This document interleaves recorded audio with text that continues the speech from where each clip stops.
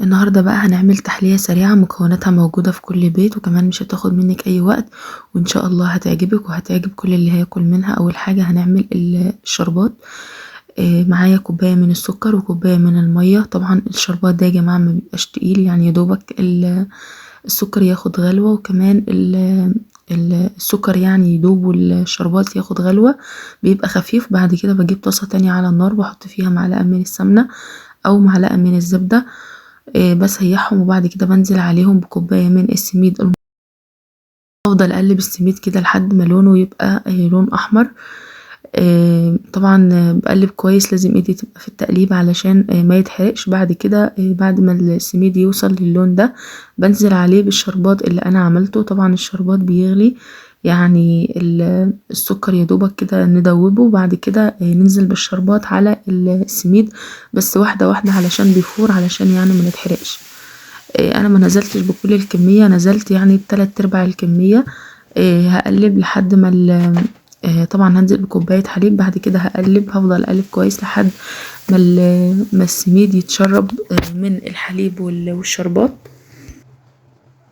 هنفضل نقلب كده لحد ما القوام بتاع السميد يكون تقيل ويكون متشرب من كل كمية السوائل. طبعا لو حسيت ان كمية السوائل كبيرة ما تخافيش، هو كده كده السميد بيزيد وبيتشرب اي سوائل، يعني عادي. يعني لو حطيتي حتى كمية الشربات كلها فالسميد هيتشربها، فانا فضلت ان انا احط الكمية اللي هي 3/4 الكمية. بعد كده هنعمل خليط الطبقة التانية وهو المهلبية. هجيب كوبايتين من الحليب و3 معالق من النشا، وعليهم معلقة فانيليا ومعلقتين من السكر.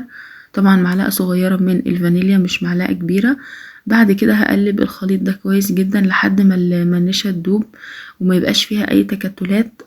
بعد كده اول ما الاقي الخليط بدأ يتقل كده، يعني النشا بدأت تتقل وتحول لمهلبية، هننزل عليه معلقة من السمنة البلدي، وعادي ممكن لو عندك معلقة من الزبدة ممكن تنزلي بيها على الخليط ده.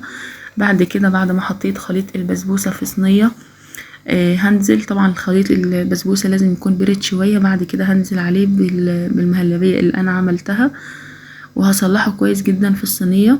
بعد كده انا عملت طبقة من الكريم شانتيه، بس يعني غصب عني الكاميرا فصلت.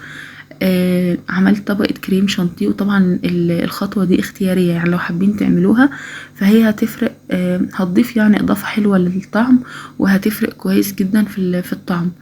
لو مش حابين عادي مفيش مشكلة، هو يعني الوصفة كده حلوة جدا، مش محتاجة اي حاجة، بس اضافة الكريم شانتيه يعني هيعزز الطعم شوية اكتر. هسويها كده بالسباتيولا، وبعد كده هحطها تبرد شوية. انتوا ممكن تاكلوها يعني وهي لسه دافية سنة، وممكن نحطها في التلاجة لحد ما تبرد، يعني بأي شكل تحبوها يعني. دي شكلها بعد ما خلصت. طبعا هقطعها كده بالسكينة وهزينها بأي نوع مكسرات موجودة عندي، ممكن تعمليها بفستق بستاني بأي حاجة موجودة عندك.